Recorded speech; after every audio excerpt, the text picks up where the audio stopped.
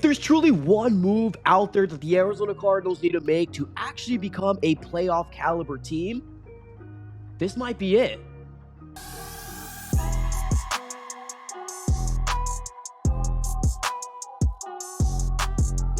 What's going on, everybody? Welcome back into another video. Definitely do me a huge favor, smack up that like button and subscribe for more Arizona Cardinals content. On this channel, we're covering the Arizona Cardinals news, breaking news, conversational pieces, everything surrounding your favorite team. So subscribe it up. It's absolutely for free. But today, ladies and gentlemen, there was some breaking news coming in the world of the NFL. And of course, we had to jump on the mic and talk about it, because at the end of the day, what is one thing I would love to see the Arizona Cardinals do is be a playoff caliber team in 2025. Now, I know there's some people out there that are saying, oh, the Cardinals aren't going to do it, or they're going to crash and burn, or there's some people that don't believe in Kyler Murray. Well, to be honest with you, I still do believe this is a big year for Kyler. I think it's a big year for Drew Petzing. I think it's a big year for the whole organization in general, right? Year 3 is when you take that next jump and that next step, and the Cardinals should be going all in for a potential, you know, playoff berth, or maybe a playoff run. You never know. You never know exactly what's going to happen. But this latest news that we ended up seeing this morning kind of made me perk my ears back and really kind of start to really figure out, hey, maybe, right? Maybe the Cardinals can do something like this. Now, we haven't seen Monty Ford do something like this throughout his tenure in being a general manager of the Arizona Cardinals, but, let's talk about it nonetheless. Let's go and dive right into the breaking news that we ended up seeing here. Shout out here to Jordan Schultz. He ended up dropping this gem probably about an hour ago. He's saying this: Commanders All-Pro wide receiver Terry McLaurin has made it clear to the team that he's frustrated with the lack of progress on a long-term deal.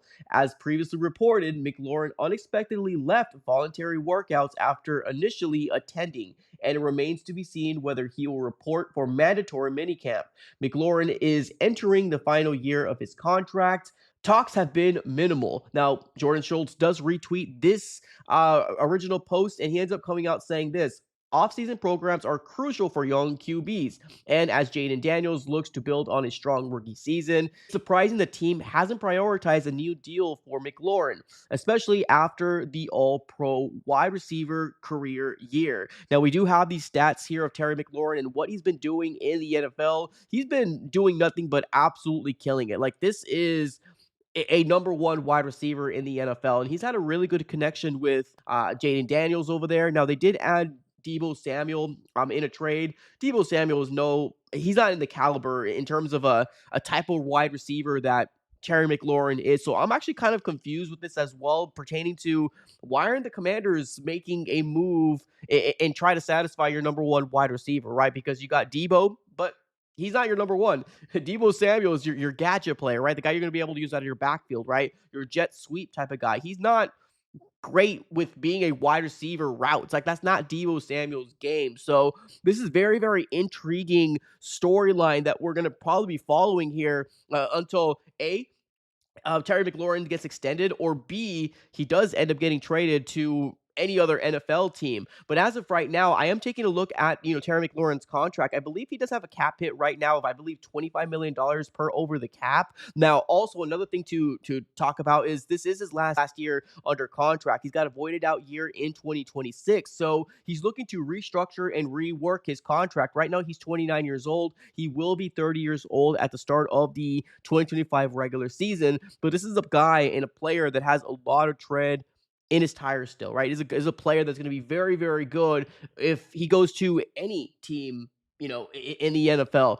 This is a well-rounded wide receiver and a guy that I would love the Arizona Cardinals to potentially pursue. Now, let's dive into what will it take, right? What will it take for the Arizona Cardinals to do something like this, right? Now, this is the screenshot of his contract and what I was talking about. The cap hit is $25 million.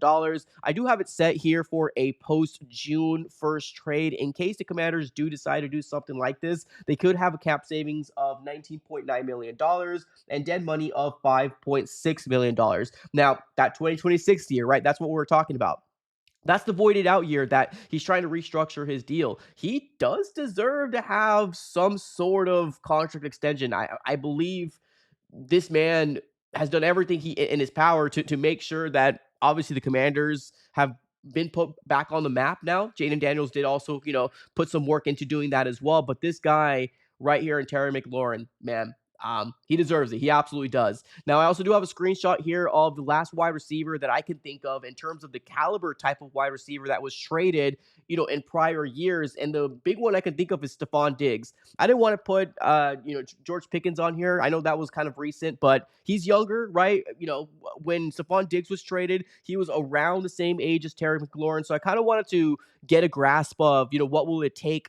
Stefon Diggs at one point, superstar wide receiver, and then Terry McLaurin, now superstar wide receiver in his prime. This is kind of what it took to potentially make that trade. Now, of course, every single year things change and things, markets fluctuate, but this is kind of what we have going on for us right now. So Stefon Diggs was traded from the Buffalo Bills to the Houston Texans in exchange for a 2025 second round pick via the Vikings and a 2024 sixth round pick and a 2025 fifth round pick. But when I am looking at these two players, obviously Terry McLaurin as well as Stefon Diggs, we've been hearing for a very long time that Stefon Diggs is kind of a cancer in the locker room. You don't hear that when it comes down to Terry McLaurin. You do hear him being an overall well-rounded, classy, great locker room type of guy. Now, of course, when it comes down to business, you got to kind of look after yourself because the NFL, the teams, they don't really look after you like you want them to. So, of course, I get the business side of it all. And for the people out there saying, oh, he's going to hold out, right?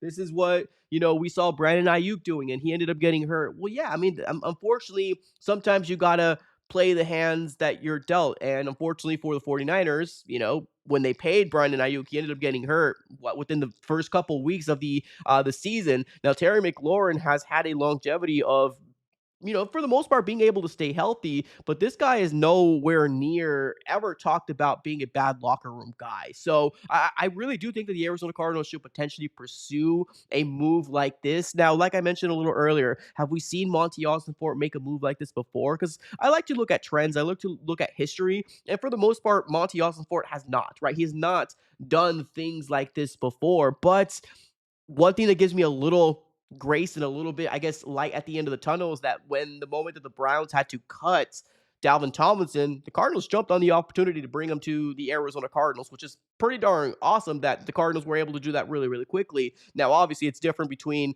picking up somebody that was released and trading for somebody because you got to give up some sort of assets, but I'm more than confident if the Arizona Cardinals were to do a move like this, of course, you're probably going to have to give up multiple picks. Maybe it will take a second rounder or maybe a fifth rounder, kind of two picks or maybe a third rounder and a fourth rounder, right? Kind of really depending on what the general manager and the general manager of the Commanders deal with or they come to an agreement with. But this would be a move that can actually make the Arizona Cardinals that next team and take that extra step to go into the playoffs, right? This would be the move to do so. Now, we've talked about multiple things the Cardinals should do right in the offseason. We've been talking about Myles Garrett. We talked about Trey Hendrickson, which is still going through his own issues over there with the Bengals right now and his contract, negotiations.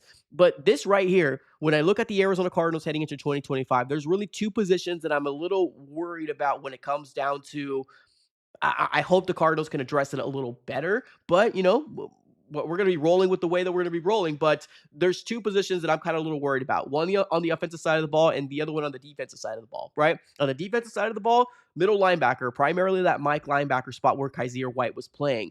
Now, the Cardinals didn't decide to go that route. It most likely will be Akeem Davis-Gaither. But on the opposite side, on the offensive side of the ball, that's that wide receiving core, right? Like that number 3 position at the wide receiving core is where I'm really kind of like, I don't know what the Arizona Cardinals are going to do and if they have enough weapons to make the excuses stop. Because to me, this is a big year. Like I said, it's a massive year. It is kind of playoffs or bust for Arizona Cardinal fans and its Arizona Cardinals organization. We need to take that next step, and we're all looking for double-digit wins, and we're looking for a playoff berth. And hopefully, a cherry on top of the ice cream is going to be a playoff win, right? That's what we're all kind of looking for. So this would be an absolute amazing thing if the Cardinals were to do something like this. Now, like I said before, has Monty made a move like this? No, he hasn't. But this would be a perfect time to pick up the phone and make your wide receiving core probably the best wide receiving core in the entirety of the NFC West if you made a move like this. Just imagine it. Imagine it for a quick second. Terry McLaurin, Marvin Harrison Jr., and then you got Michael Wilson probably moved into the slot position. So